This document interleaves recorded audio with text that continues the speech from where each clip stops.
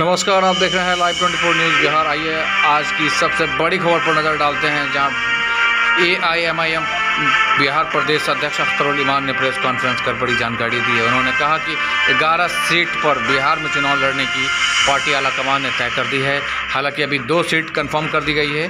कटिहार से लड़ेंगे एडवोकेट आदिल हसन, युवा संघ बिहार प्रदेश अध्यक्ष, साथ अख्तरुल इमान प्रदेश अध्यक्ष, अमोर विधायक जो किशनगंज से लोकसभा सीट के उम्मीदवार होंगे। और सबसे बड़ी बात कि C11 को लेकर भी अख्तरुल इमान ने प्रेस कॉन्फ्रेंस कर बीजेपी सरकार को हाथ दिया है। आइए जानते हैं क्या कुछ जानकारी। 11 स्थानों पर जहां से काफी लोग उत्सुक हैं लड़ने के लिए, हमारे कार्यकर्ता और कई जो जिम्मेदार किस्म के लोग हैं हमारे प्रत्याशी बनने के लिए उत्सुक हैं। तो हम लोगों ने अभी 11 सीटों का अभी वो है जहां हम लोग इलेक्शन लड़ेंगे। वो सीटें हैं तो अररिया, पूर्णिया, कटिहार, किशनगंज, ये चारों जगह सीमांचल के हैं। यहाँ चारों जगह पर हम लोग अपना कैंडिडेट उतार रहे हैं।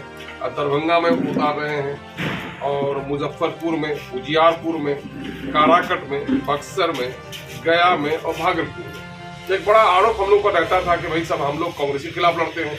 तो आप देख लेंगे ये जिन जिन चीजों का हमने किया है, चाहे उजियारपुर को देख लीजिए, काराकट को देख लीजिए, दरभंगा को देख लीजिए, हम लोग जहाँ बीजेपी, जदयू और कांग्रेस और शायद मुमकिन है कि राजद का तो कोई है नहीं, तो हम लोग ये तीनों जो हम वर्तमान में हैं उनके खिलाफ हम लोग इलेक्शन लड़ने जा रहे हैं। हमारा मामला यही है कि सेकुलर समाज बने और दलितों और अखिलेतों को मान और सम्मान बने। सिर्फ सेकुलरिज्म के नाम पर इनका शोषण और दोहन होता नहीं रहे।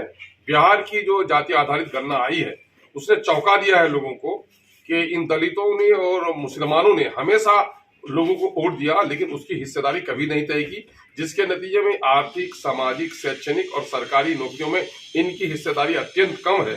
जाहिर है कि दलितों और अखिलेतों के इस नाइंसाफी के खिलाफ तो हमारा एक मजबूत लड़ाई लड़ना हमारे लिए जरूरी है।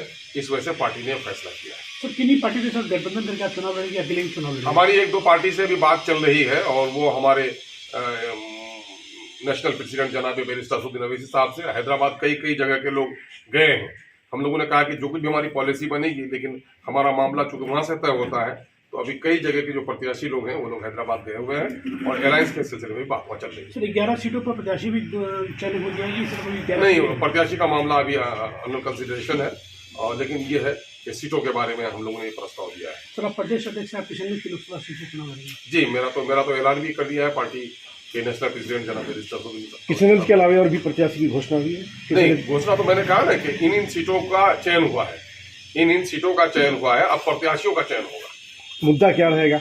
मुद्दा हमारे लिए तो वही है कि इस मुल्क में कम्युनिज्म ने नुकसान पहुंचाया और धोखेबाज सेकुलर ताकतों ने धोखा पहुंचाया है। दलित जो मूल निवासी रहे इस देश के, जो अकलियत के लोग हैं, उनके साथ नाइंसाफी होती रही है। और आज देश तरक्की कर गया है। वो पट्टियां जो जहां मुसलमान हैं वहां पर तरक्की नहीं हुई। आप सीमांचल में रह रहे हो, बता लो, सीमांचल का पर कैपिटा इनकम आज भी सबसे कम है, नौकरी में हिस्सेदारी सबसे कम है। मामला यही है कि राज्य के दूसरे हिस्सों में भी हमारी हकमारी हो रही है। हम लोग तो चाहते ही हैं कि भाई हम लोग ये है दलितों को इंसाफ मिले और सेकुलर सरकार बने, तो हम लोग तो ये मामला कर ही रहे हैं। अभी हम लोग चाह रहे हैं, अररिया से भी हम लोग तय कर लेंगे करीब, और कटिहार से अभी आदिल साहब का नाम हम लोगों के पहले से हो रहे हैं। उन्होंने असेंबली इलेक्शन भी छोड़ दिया था पार्टी के कामकाज की वजह से, और पार्टी के समर्थित कार्यकर्ता रहे, काफी दबाव है, तो आदिल हसन एडवोकेट वहाँ पर अभी उस पर पार्टी ने उसका प्रस्ताव भेजा। सर, अचानक तरीके से CAA की घोषणा कर दी गई थी सर, रमजान के दिन क्या कहेंगे? आज इसी पर बड़ी खबर खगड़िया जिले के सरकार द्वारा संचालित तमाम योजनाओं को लेकर जिला पदाधिकारी ने प्रेस कॉन्फ्रेंस कर जानकारी दी है। भारी शांति सुरक्षा को लेकर लोकसभा चुनाव से पहले आज DM SP PC कर जानकारी साझा किया है। इसी मौके पर DM कौशल कुमार ने कहा कि मुख्यमंत्री जन आरोग्य योजना के तहत अब तक कुल 4,22,582 कार्ड बने हैं। विश्वकर्मा योजना की 581 की सूची भेजी गई थी, जिसमें जानकारी क्या लोकसभा चुनाव 2019 में 57.7 से नीचे वाले जो VTR वाले मतदान केंद्र थे वो 177 हैं। इन सभी मतदान केंद्र पे हम लोगों ने माइक्रो लेवल पे स्वीप स्ट्रेटजी अपनाया है, इसमें कि हाउस टू हाउस जाके हमारी जीविका ICDS के कर्मी और विकास में जाएंगे और वोटर्स को मोटिवेट करेंगे ताकि इन सभी मतदान केंद्रों पे जहाँ पे ट्रेडिशनली कम मतदान प्रतिशत रहा है वहाँ पे इस बार मतदान प्रतिशत को बढ़ाया जा सके। अभी तक टोटल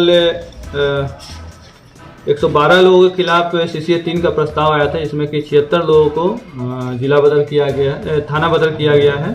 शेष 36 वादों पर भी सुनवाई चल रही है जिसका भी निष्पादन बहुत जल्द किया जाएगा।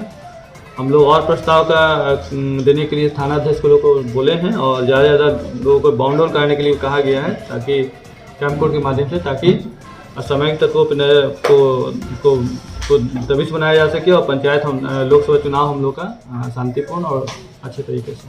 Thank you. इसमें छापेमारी की जा रही है अवैध शराब के विरुद्ध और कुल 11,758 लीटर शराब जब्त किया गया है, जिसमें देसी शराब 8183 लीटर और विदेशी शराब 3575 लीटर है। अभी तक कुल मद्य निषेध कांडों के तहत 220 लोगों की गिरफ्तारी हुई है, 220 कांड दर्ज किए गए हैं और गिरफ्तारी शराब के सेवन और कारोबार करने वाले में 487 है। अवैध मादक पदार्थ का सीजर 231 किलोग्राम है। अवैध हथियार 17 जब्त किए गए हैं, 26 कारतूस और 5 खोखा। वर्ष 2024 में कुल 818 गिरफ्तारी है। इसके अलावा चेक पोस्ट जो भारत नेपाल सीमा पर है और विभिन्न जिलों से बॉर्डरिंग है, मधुबनी, अररिया, मधेपुरा, सहरसा, सभी चेक पोस्ट अभी चालू कर दिए गए हैं और वहाँ पर भी वाहन जांच, सीजर इत्यादि की कार्रवाई की जा रही है। इसके अलावा एरिया डोमिनेशन के लिए ITBP की एक कंपनी है जिसको हम लोग रोस्टर बना करके विभिन्न थानों में बांट के एरिया डोमिनेशन करवा रहे हैं। उन लोगों को पूरा लिस्ट सौंप दिया गया है, वारंटी का सूची दे दिया गया है, जो हॉटस्पॉट है शराब का उसका सूची दे दिया गया है, जो अपराध का हॉटस्पॉट है वो सूची दे दी गई है।